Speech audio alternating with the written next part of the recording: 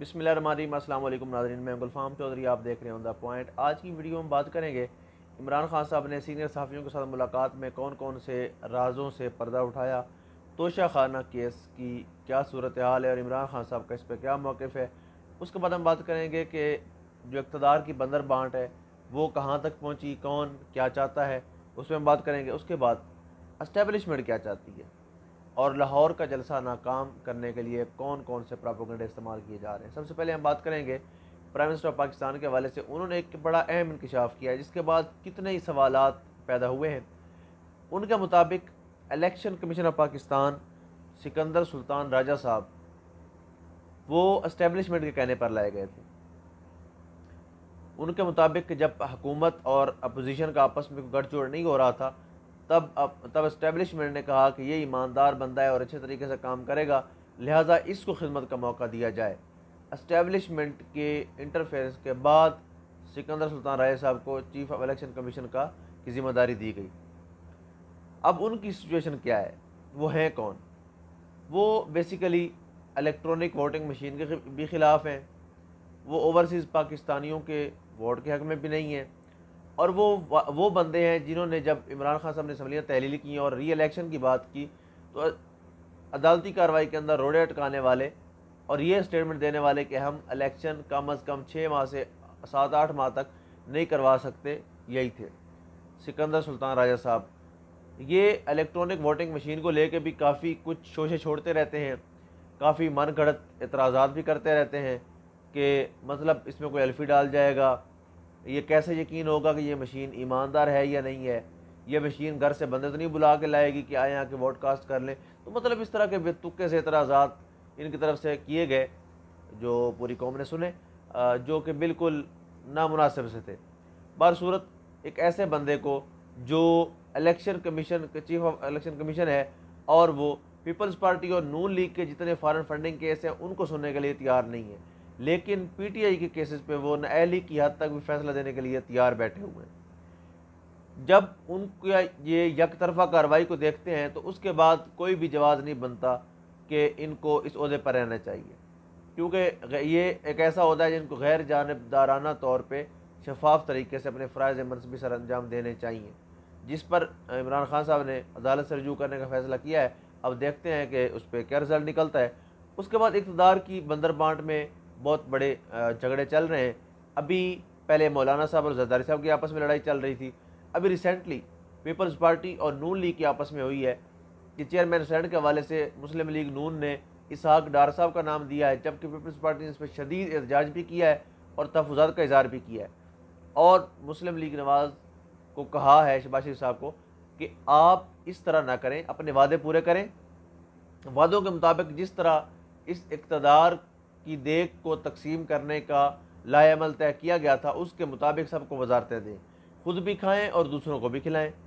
خود بھی دل کھول کے لوٹیں اور دوسروں کو بھی لوٹنے کا موقع دیں۔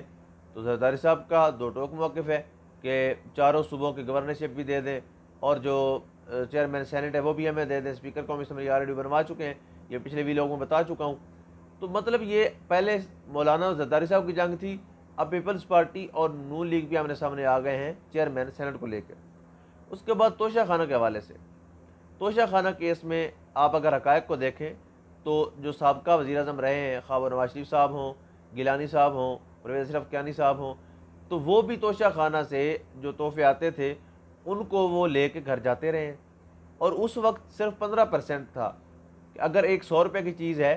تو اس کو آپ 15 روپے پے کر کے وہ چیز لے سکتے ہیں، اور نواز شریف صاحب نے تو اپنے دور اقتدار میں لاکھوں روپے کے قالین اور مہنگی مہنگی چیزیں جو تھیں وہ چند روپوں میں لی ہے، کیونکہ 15% تھی، تو اس پہ انہوں نے چند روپے دے کر وہ لاکھوں کی چیز لے کے گئے ہیں، لیکن اس پر کوئی اعتراضات کرنے والا نہیں ہے۔ اب پاکستانی قوم کا یہ مطالبہ ہے کہ توشہ خانہ کا جو ریکارڈ ہے اس کو آپ پبلک کر دیں تاکہ پتہ چل جائے کہ کس نے کتنا کھایا،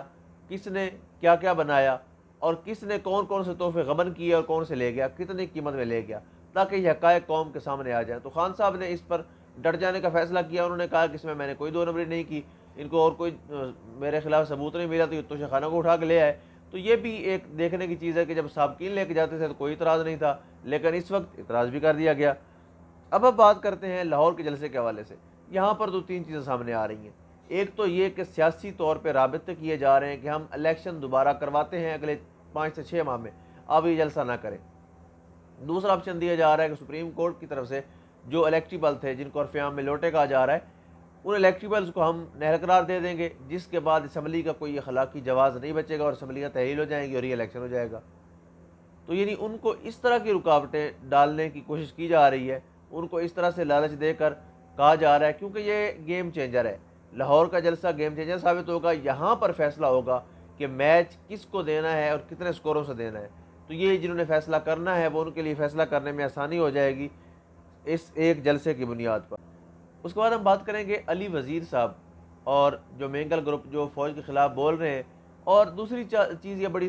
دیکھنے میں آ رہی ہے کہ اس وقت تک پرائم منسٹر آف پاکستان جو تجرباتی طور پہ بنائے گئے، ان کا اور جنرل باجوہ صاحب کی کوئی ملاقات نہیں ہوئی۔ اب جو مسلم لیگ نواز کے ترجمان ہیں محمد زبیر صاحب، ان کو ٹارگٹ دیا گیا ہے کہ آپ اگلے 24 سے 48 گھنٹوں میں جنرل باجوہ اور شہباز شریف صاحب کے سے ملاقات کروائیں، اور D G I S P R جو جنرل ندیم صاحب ہیں ان کی ملاقات کروائیں، تاکہ معاملات طے پائیں کہ الیکشن کب کروانے ہیں اور کن کنڈیشنز پہ کروانے ہیں۔ تو یہ چیزیں ہیں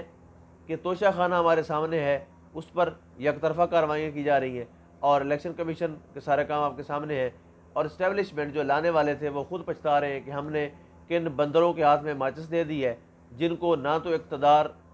کا مطلب، نہ اس کو چیز کو چلانا آ رہا ہے، نہ ڈیلیور کرنا آ رہا ہے، اور نہ وہ مل کے اس چیز کو چلا پا رہے ہیں۔ پی ٹی ایم کی آپس میں پھوٹ پڑ گئی، مولانا صاحب اور زرداری صاحب آمنے سامنے آ گئے، شہباز شریف صاحب اور زرداری صاحب آمنے سامنے آ گئے۔ تو ان سب چیزوں کے بعد دیکھتے ہیں کہ یہ سیاسی حالات کس طرف جاتے ہیں اور عمران خان کا بیانیہ کس حد تک کامیاب ہوتا ہے۔ اسی کے ساتھ اپنے میزبان کو دیجیے اجازت، انشاءاللہ آپ سے ملاقات ہوگی نیکسٹ ویڈیو میں، تب تک کے لیے اپنے خیال رکھیے گا۔ اللہ نگہبان۔